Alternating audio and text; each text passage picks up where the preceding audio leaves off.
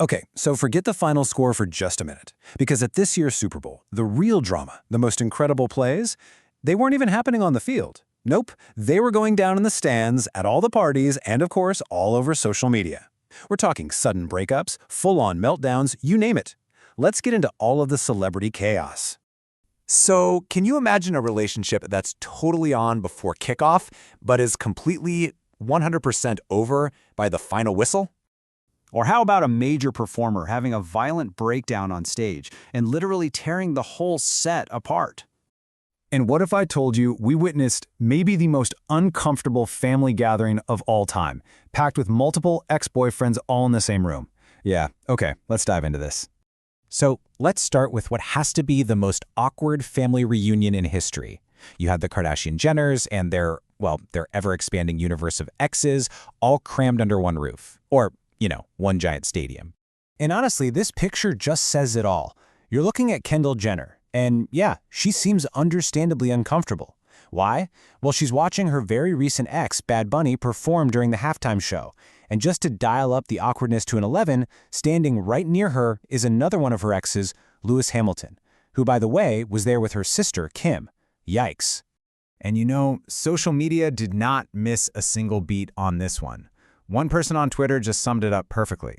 Dancing at your ex's concert, standing behind another ex, LMAO. I mean, you really can't make this stuff up.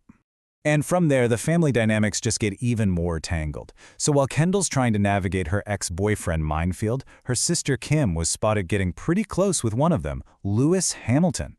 People online immediately called their public kiss cringy. But hey, maybe Khloe explained it best in a recent clip where she just admitted the sisters often date the same guys because, in her words, the pool gets smaller. All right, so from that awkward family drama, the night totally escalated into just outright aggression, which brings us to Travis Scott's absolute meltdown on stage. So during a pre-Super Bowl party, Travis Scott just seemed to have a complete breakdown. First, he gets in the face of a fan filming in the front row, who was probably just a media person doing their job. Then he actually snatches their expensive camera equipment. But it didn't stop there. He then gets up on the stage and starts physically dismantling the set, ripping letters off the sign. It was wild. Look, this wasn't just some random celebrity tantrum. For so many people, you just can't separate this behavior from the horrible context of the Astroworld Festival tragedy, where 10 people died at his show. So seeing this public display of aggression with that tragedy still so fresh in everyone's mind, it raised a lot of really serious questions. And this criticism isn't exactly new. Just recently, Kylie Jenner got a ton of backlash for throwing another Astroworld-themed birthday party for their daughter, Stormi. As one commenter put it, I think it's just so tasteless. Stormi is the same age as a kid who died at Astroworld. It just highlights this feeling people have that there's a real insensitivity there that just keeps following the couple. So while one stage was literally being dismantled, a huge celebrity relationship was falling apart in real time right in front of the entire world.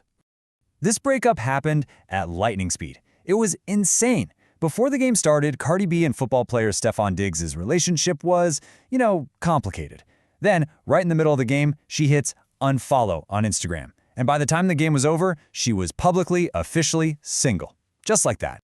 And if you look back, the signs were all there. Just before the game, a reporter asked Cardi for an inspired message for Stefon. Her response? A very, very icy good luck. Someone online pointed out it sounded less like a blessing and way more like a warning. And this was so much more than a simple split.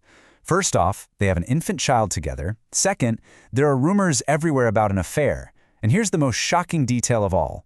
The alleged other woman was supposedly at the game, sitting with Stefon Diggs' own mother. So, yeah, you can see why Cardi B might have wanted to leave the stadium a little early. Now, if you thought all the drama was happening offstage, think again. The halftime show itself with Bad Bunny sparked its own absolute firestorm of controversy. To really get why some people reacted the way they did, you have to understand the investment here. Fans in that stadium paid upwards of $10,000, sometimes even more, for just one ticket. So you better believe expectations for every single part of that event were through the roof. And let's just say some people were not impressed. Real Housewife Jill Zarin posted this video with her reaction, and she said, quote, "I just don't think it was appropriate to have it in Spanish. To me, it looked like a political statement because there were literally no white people in the entire thing." As you can imagine, her comments immediately kicked off a massive online backlash.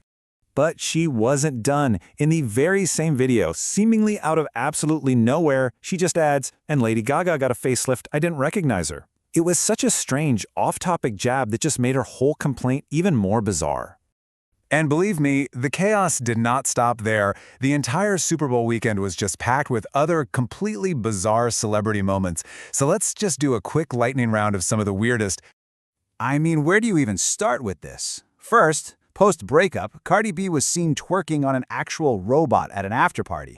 Then you had Mike Tyson popping up in an ad, calling Americans fudgy as part of a Make America Healthy Again campaign. And finally, you have Jay-Z making this very public appearance as a family man, all while his name was trending everywhere for being included in those recently released court documents. The whole weekend was surreal. So when you add it all up, it really leaves you with one big question. With all this drama, the breakups, the family feuds, the public meltdowns, and all the controversies, was the actual football game just a sideshow to the real main event?